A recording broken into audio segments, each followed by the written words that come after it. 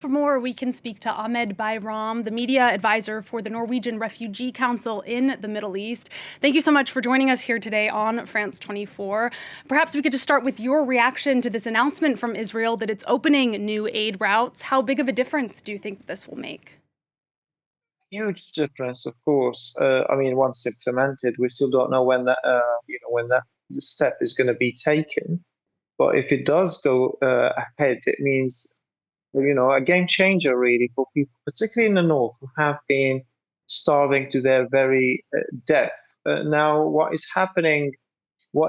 we expect to happen is for Israel to provide the guarantees and the safeguards for aid workers, because opening the crossing of course, is great. However, on the ground, for aid workers to be able to provide aid, they need the safety and they need the right guarantees.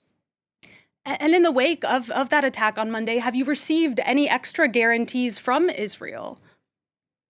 I mean, our operations, the Norwegian Refugee Council operates in Rafah, which is, the southernmost city, and we work in designated shelters. There's not a lot of change for us on the ground in terms of access, in terms of getting aid out. I mean, obviously, in the middle area where the colleagues from the World Central Kitchen were tragically killed, and hundreds of others, the situation is much graver. However, we need these guarantees all over Gaza, the guarantees that aid workers who are putting their lives on the line will be protected and will be able to provide food and shelter and water support for people suffering for 6 months. Israeli authorities have admitted that they made grave mistakes. They said this Friday they believed they were targeting Hamas gunmen, and they have dismissed two officers. What do you make of their explanation, and have you been satisfied by their response so far? I mean, sadly, this tragic death of the World Central Kitchen colleagues, it has taken their death for the world to wake up.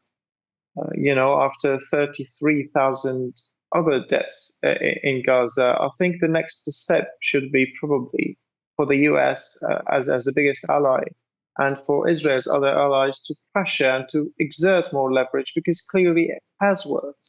The outrage has worked, the leverage, the diplomatic pressure has worked. So what we need to see in terms of next step is for that leverage to be exerted to achieve a lasting ceasefire that would release all hostages and, of course, allow unconditional aid. And speaking of leverage, there are growing calls in the US and the UK, for example, to suspend military aid for Israel. Is that something that your organization would like to see? Actually, yes, and in our statement this morning, we have called for that. Arms sales suspension is a step that could help, with the diplomatic pressure, to provide some relief for people to end this suffering. Of course, Israel's allies have this power and have this leverage, as we have seen in the shift in rhetoric, at least in public announcements in the US in the past 48 hours, maybe. We hope this is a step in the right direction that will see a transformation in the policy, in the global policy towards this conflict, and again, trying to achieve a lasting ceasefire, because suffering is just has been incredible.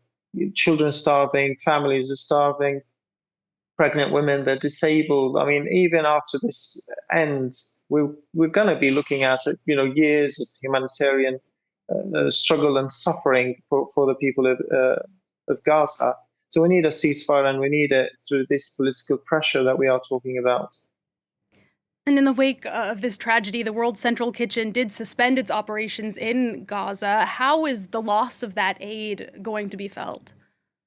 Yeah, you're talking about 150,000 meals per day at least, the numbers I gather, and probably even more. I mean, millions. They have provided millions of meals. Their support is irreplaceable at this scale, given the circumstances in Gaza right now. So this, I mean, until we see a progress and a shift and complete transformation of the aid system, and the the provision of unconditional aid, until then, people will be pushed closer and closer to the famine, taking away probably the only warm meal that they have been getting for months is definitely pushing people to the brink. So we hope this will be reversed. We hope that, with the rhetoric, encouraging rhetoric over the past 24 hours, we need to see action, and we need to see action very, very soon.